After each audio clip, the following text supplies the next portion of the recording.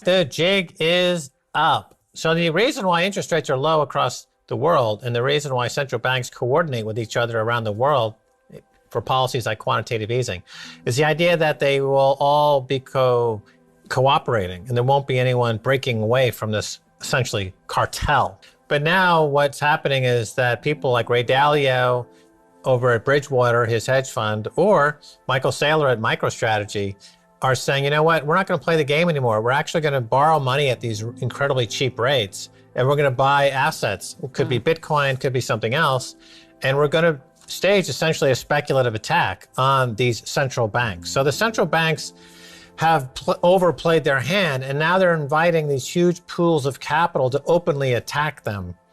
And now this is rippling through the financial world, and Ray Dalio is the biggest hedge fund in the world, and he's saying, look, there's no point in owning a bond. So others are saying, look, this could be the end of a 40-year bull market in bonds.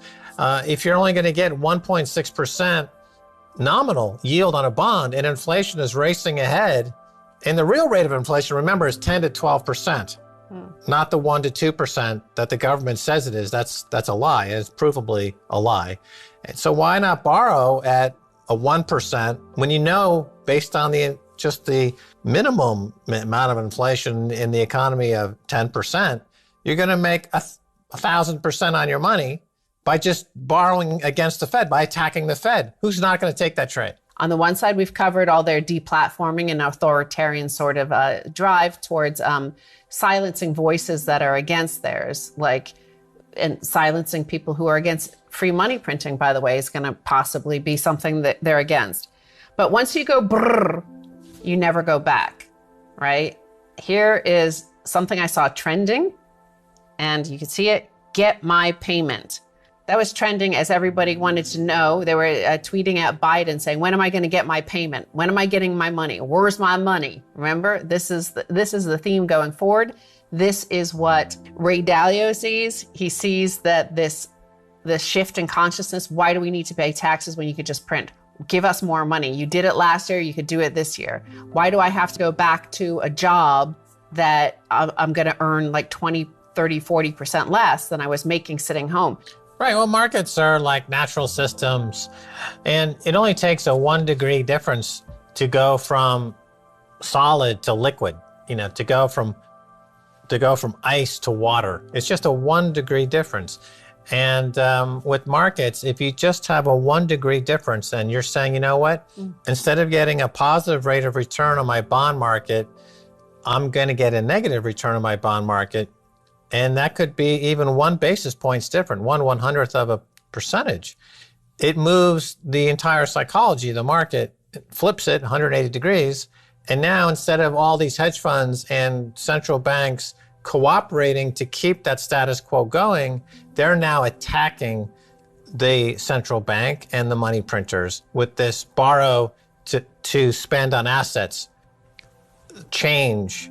And we see that reflected now in the commodity markets that are now entering a bull market, because paper and fiat money is now turning into trash, as it has in some of these emerging markets like Venezuela. And assets like Bitcoin are becoming the go-to asset to protect yourself against, as Michael Saylor of MicroStrategy calls it, the melting ice cube on your balance sheet. Cash is losing, according to MicroStrategy's CEO, Michael Saylor, 15% of its purchasing power per year. Why would you hold on to something like that when you have a Bitcoin that's appreciating on average 200% a year for 10 years? It's a pretty simple trade once you see the raw numbers. Well, speaking of raw numbers, I have some raw numbers from Bank of America, and it kind of goes with the data I showed you from Twitter versus what Biden is doing and what Ray Dalio is doing. So Ray Dalio is saying he's borrowing to invest in real assets because he sees Biden, before that Trump, borrowing big to give to people, pour it into bank accounts of everybody so they seem fair, right?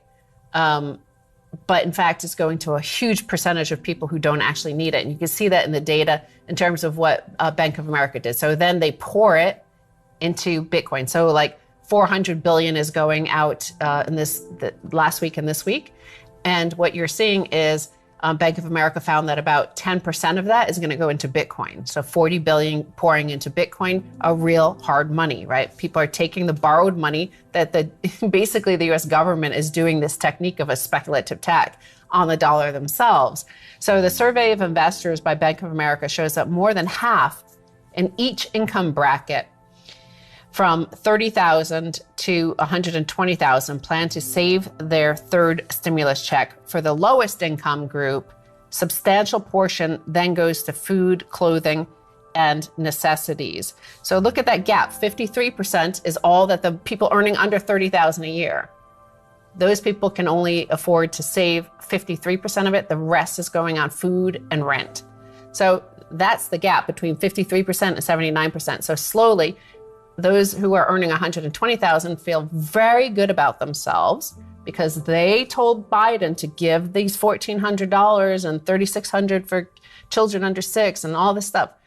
But it turns out they made sure they're getting the money too, and it's all going to them building up assets, building up the wealth that Ray Dalio himself is also doing. So they get to act like Ray Dalio.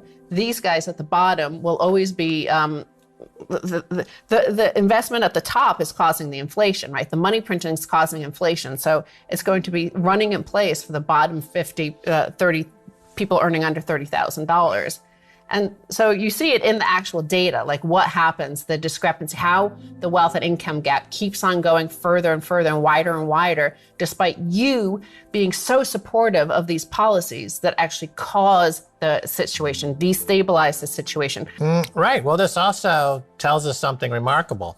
Up until maybe a year ago, that bottom distribution of money to under 30,000 would have been 100% spent. None of it saved at all. And that would have increased the so-called velocity of money. And the Fed could look at the velocity and say, you see, we're causing growth.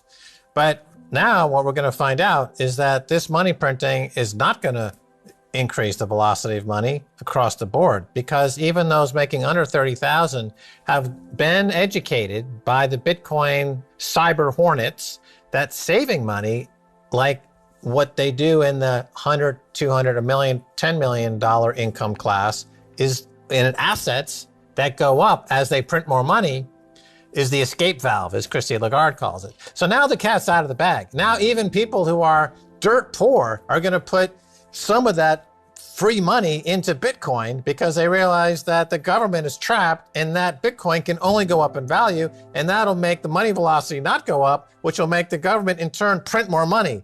So this is a beautiful situation where those who are saving money, like Ben Franklin did, penny saved is a penny earned. Suddenly that lesson is writ large on 200 million, 300 million Americans who are saying, you know what?